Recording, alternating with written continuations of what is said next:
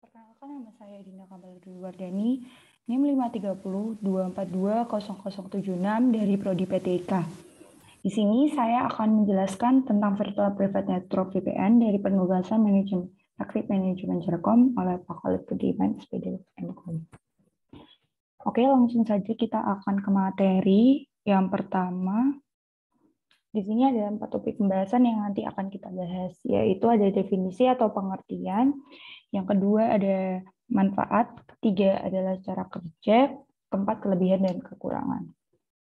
Lalu yang pertama di sini ada definisi atau pengertian. VPN sendiri termasuk teknologi komunikasi yang dimana memungkinkan Anda terhubung dengan jaringan publik dengan menggunakan VPN, maka jaringan perusahaan akan mempraktekkan infrastrukturnya atau IP-nya. Di sini tersambungkan dari ke kantor cabangnya. Dan transmisi private-nya sendiri pengamanan transmisi data lebih baik. Nah, kan dari situ kita tahu nih makna VPN itu apa. Nah, pertama yang artinya virtual itu hal yang tidak nyata atau semu, yang dimana di dunia maya atau internet saja. Sedangkan private yaitu sebuah sifat pribadi yang tidak bisa diakses sembarang orang.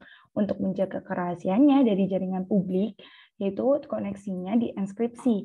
Nah, sedangkan untuk network sendiri itu sebuah protokol jaringan koneksi yang saling terhubung. Jadi dapat disimpulkan seperti yang ada di PowerPoint ini, VPN adalah sebuah cara untuk mengakses lokal area network yang berada pada jangkauan tertentu dengan menggunakan internet atau jaringan umum lainnya untuk melakukan transmisi data paket secara pribadi. Lalu yang selanjutnya kita di sini akan membahas tentang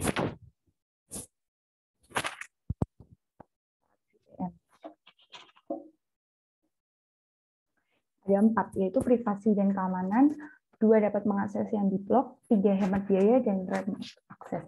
Yang pertama, privasi dan keamanan. Privasi di sini yang dimaksud dengan privasi, yaitu menggunakan VPN akan lebih terjamin, karenanya ada fitur yang menyembunyikan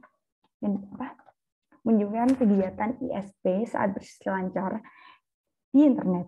Nah, pengguna VPN ini dapat menyembunyikan IP-nya, alamat IP-nya, sehingga ketika melakukan browsing, itu browsingnya pihak lain tidak akan mengetahuinya. Untuk yang dimaksud keamanan di sini,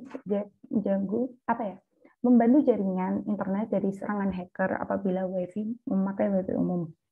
Nah, untuk yang kedua dapat mengakses yang diblok di sini, biasanya kita tidak dapat mengakses situs web yang telah diblokirkan. Jadi menggunakan VPN kita bisa ke situsnya. Lalu hemat biaya di sini yang dimaksud dengan hemat biaya nomor 3 itu membantu penghematan dari biaya pengaturan jaringan sendiri. Penggunaan VPN pada jaringan lokal yang luas itu dapat dilakukan dengan biaya murah karena menggunakan namanya itu jaringan internet yang telah ada tanpa harus membangun sebuah jaringan sendiri. Lalu yang keempat itu remote access. Remote access di sini dengan adanya VPN ini kita juga dapat mengakses jaringan nih. Nah, jaringannya itu komputer di kantor ini atau di mana saja melalui jaringan internet. Selanjutnya, yaitu cara kerja dari VPN sendiri. Nah, yaitu kan cara kerja dari sendiri itu membuat jaringan di dalam jaringan, yaitu tunneling kan. Nah, tunnelingnya si VPN ini bertujuan untuk membuat jalur koneksi secara privat dengan memanfaatkan infrastruktur jaringan lainnya. Yang umumnya saat mengakses website itu pasti ada akan yang terhubung ISP-nya. Nah, dari semua trafficnya itu, data permintaan website yang diakses secara ISP, jadi traffic data permintaan nih yang diakses melewati server ISP dan bisa dilihat ISP juga, itu tuh beda halnya bila menggunakan VPN. Nah, VPN ini bisa transkrip data agar pengguna bisa mengetahui traffic penggunanya dan situs yang dibuka penggunanya. Melihat dari sini, maka cara kerja VPN yang pertama itu ISP tidak mengetahui kegiatan aktivitas pengguna sendiri. Yang kedua, alamat IP merupakan IP SPR. Dan ketiga, pengguna lebih aman jika ada transkripsi dan dapat melihat penggunaan di internet.